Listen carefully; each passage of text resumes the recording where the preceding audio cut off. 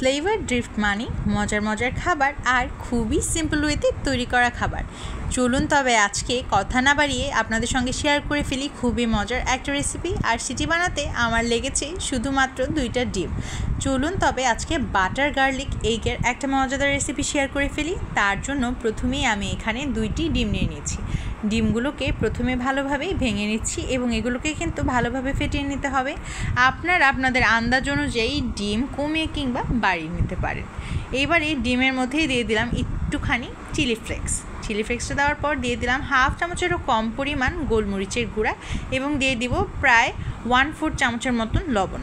এবারে খুব ভালোভাবে এটাকে বিট করে নিতে হবে। মজাদার এই রেসিপিটি বানানো খুবই ইজি, শুধু পুরো রেসিপিটা আপনারা দেখে যাবেন আর বলবেন এত ইজি রেসিপি আর এত মজা কি করে হয়। এবার এটাকে ভেজে নেওয়ার পালা। তার জন্য প্রথমেই আমি চুলায় একটি ফ্রাই প্যান বসিয়ে দিলাম এবং ফ্রাই প্যানটা গরম হয়ে আসলে আমি এখানে দিয়ে দিলাম 1 টেবিল চামচ পরিমাণ বাটার। এবারে বাটারটা গলে যাওয়ার পর আমি এখানে দিয়ে দিলাম আমার ফেটে রাখা ডিম। এবারে ডিমটা একটুখানি হয়ে আসলেই কিন্তু একটুখানি নেড়েচেড়ে দিব এবং একটি স্প্যাচুলা কিংবা কাঠির সাহায্যে আমি এটাকে ভেঙে নিব।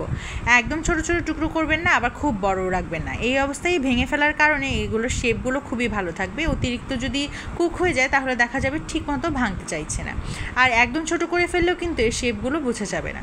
এভাবে যখন ভালোভাবে কুক হয়ে যাবে তখন বুঝতে হবে আপনার ডিমটা একেবারে হয়ে এসেছে। এবার এগুলোকে নামিয়ে রাখতে হবে।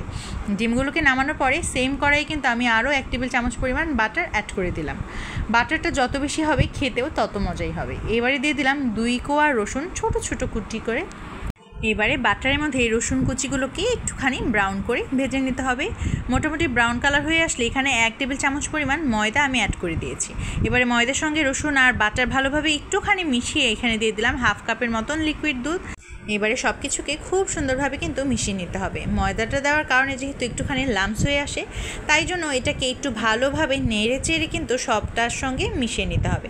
ভালোভাবে মেল্ট হয়ে যাওয়ার পর এই পর্যায়ে দিয়ে দিলাম 1/2 চামচের মতন গোলমরিচের গুঁড়া। এবারে দিয়ে দিব কিছুটা চিলি ফ্লেক্সটা কিন্তু আমি অতিরিক্ত দিচ্ছি না, যার কারণে খেতেও বেশ ভালো লাগে। তবে আপনারা যদি ঝাল পছন্দ করেন তবে কিন্তু চিলি ফ্লেক্সটা একটুখানি বাড়িয়েও দিতে পারেন। এই পর্যায়ে আমি কোনো লবণ চিনি কিছু ইউজ করছি না।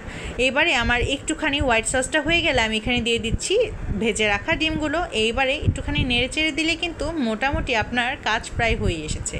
কিছুক্ষণ সময় ধরে জাস্ট ডিমটাকে খুব ভালোভাবে সসের সঙ্গে মিশিয়ে নিতে হবে এবং অপেক্ষা করতে হবে যেন খুব সুন্দরভাবে কুক হয়ে আসে। এ পর্যায়ে আমি আরও 1 চামচের মতন বাটার অ্যাড করেছি। ওই যে আগেই বলেছি যতটা বাটার দেবেন খেতেও ততই মজা লাগবে। এবারে আরও কিছুক্ষণ নেড়ে চেড়ে দিয়ে যখন দেখবেন প্রায় হয়ে এসেছে, এ পর্যায়ে কিন্তু দিয়ে দিতে হবে আরও একটুখানি চিলি ফ্লেক্স এবং একটুখানি ধনিয়া পাতাটা আপনারা চাইলে স্কিপও করতে পারেন, তবে দিলে বেশ ভালো লাগে। ধনিয়া পাতাটাকে আমি ভালোভাবে ছোট ছোট করে কুচি করে নিয়েছিলাম। এই পর্যায়ে কিন্তু আমার রান্না হয়ে এসেছে এবং আমি ধনিয়া পাতাগুলোকে দিয়ে দিলাম। ব্যাস, মজাদার রেসিপি কিন্তু প্রায় হয়েই এলো। এইবারে আর 1 থেকে 2 মিনিট চুলায় রেখেই কিন্তু নামিয়ে নিতে পারেন দারুণ মজার এই রেসিপিটি।